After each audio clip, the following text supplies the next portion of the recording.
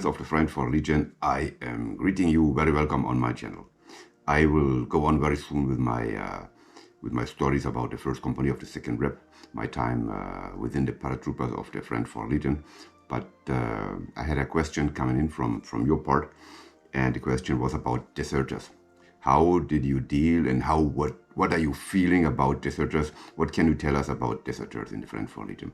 A deserter is a man, a legionnaire who decided to leave, to flee from the Legion, because he cannot cope with something in life. So curiously, the first time when I came in contact with deserters from the French Legion, it was before my time in the French Legion, because I read a book from a man called Philipp Rosenthal. And Philipp Rosenthal in Germany is very famous. He was a member of the parliament, SPD, and he was later on what we called the Porzellankönig. So he was a rich industrial who was in porcelain, you know, and he studied in Oxford. And when he left the French Legion, a long time after this, when he deserted from the Legion, he said in front of a journalist, "When you ask me, where did I learn more for my life? In Oxford, whether in Oxford or in the French Legion, I think I learned more for my life in the French Legion," something like this, you know. And he spent, I think, about 1.5 and 2 years in the French Legion, and then deserted. But for Philipp Rosenthal, I have not a feeling that he is not a member of the French Legion anymore, because once he is in, he stayed a certain while, and once legionnaire, always legionnaire. So deserting the Legion is not a big deal for us, because in a certain way, everybody of us tried to flee once, to desert it once. It's just an idea who came, who is in your mind, and then leave, you know.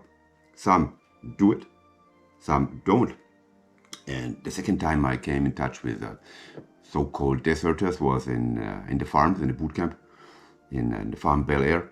So every time we had been out there for training, tactical training, you know, the caporal instructors told us, "You know, guys, when you will desert one day, the police militaire will catch you and they will kill you." I didn't believe any of these words. Why did they say this? Because we had about 2 or 3 deserters in a week. This is not much, this is normal. And I never heard about a legionnaire deserting and then being killed by the police militaire. Okay, the third time I had to do with deserters was in French Guyana in 86. So we had kind of trouble with Suriname. There was a guy called Ronnie Brunswick, and he made a rebellion in the neighbor country. Suriname was on the east-west side of the Maroni River, and 2 of our Belgian legionnaires fled and to join the milice of Ronnie Brunswick. And one of them has been killed for sure, and the other one, I think he came back and he was caught by the police militaire, and he is not been killed. He ended up in jail. A couple of years later, in 1992, we had the Bosnian War. And of course, in our ranks in the French Legion, 2nd Rep, we had a lot of gentlemen, a lot of legionnaires coming from Serbia, from Montenegro, from Bosnia, from Kosovo, from Croatia. And we had about a handful of legionnaires who deserted to be part of the war in their country. What is normal? What is normal is a normal step, you know. When you are legionnaire, you are in French Legion, you are in France or in Africa, and in your country there's a war. Of course, you try to reach your country to fight for your children, for your home, for everything. For maybe you're a patriot, you know. But within the legionnaires who deserted the Legion to be part of the Bosnian War, we also had 3 or 4 guys. I know 4 guys who went there just for be part of any kind of soldiers, call them mercenary, you know.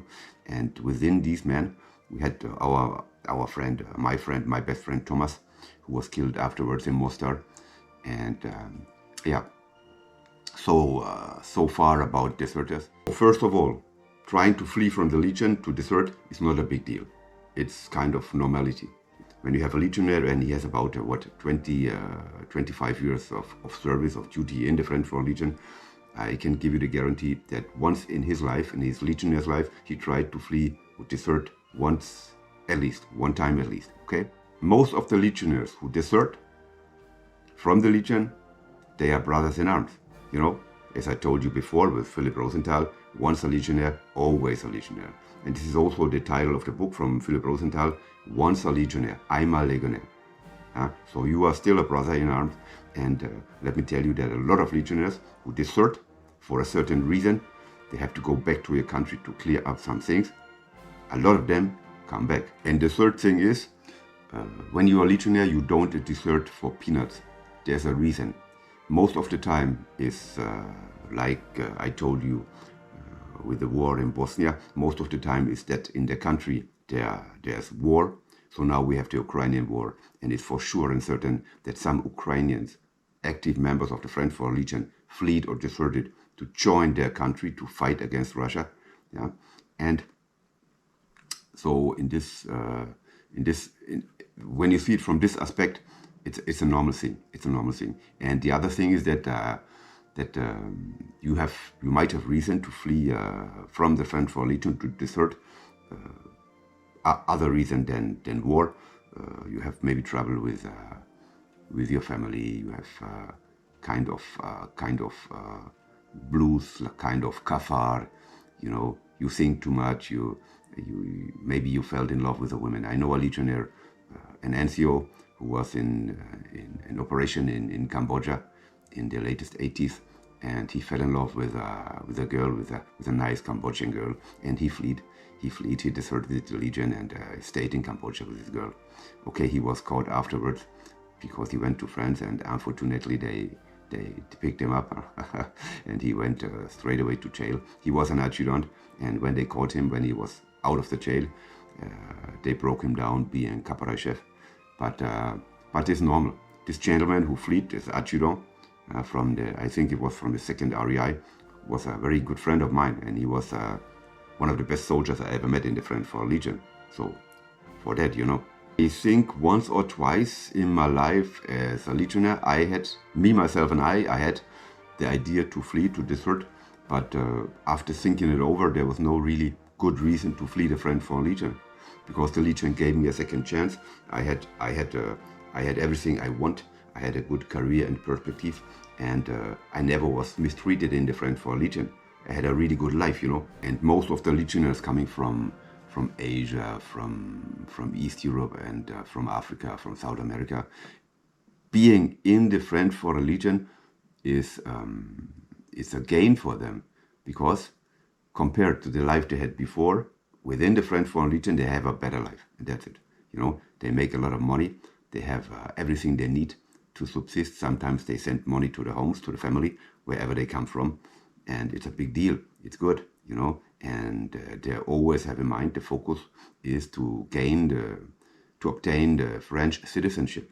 So no reason to flee or desert from the French Foreign Legion for them, right? And the people who desert the most from the French Foreign Legion are people coming from Europe or from the United States, coming from countries where the standard of life is very high. You know what I mean. Yeah. I think I told you everything I have in mind concerning the deserters, and this is maybe the last chance for you to give me a quite accurate answer. What kind of knife is this? What kind of knife is it? Give me the name, this knife, and what kind of knife is this? I give you a second chance, you know, like the French Foreign Legion give you a second chance, maybe if you want to join the Legion. To be clear, both knives are fabricated in Germany. So when you are German, you must know. You must know. So that's it for today. I wish you good luck. I wish you good health. Stay safe, brothers. Amitié légionnaire, your Thomas Gast. I'm gone. Following my feelings crazy, narrow bound, searching for brothers in arms, turning all round, following my feelings crazy, narrow bound. Here we are, here you are, here I am, moving towards invincibility.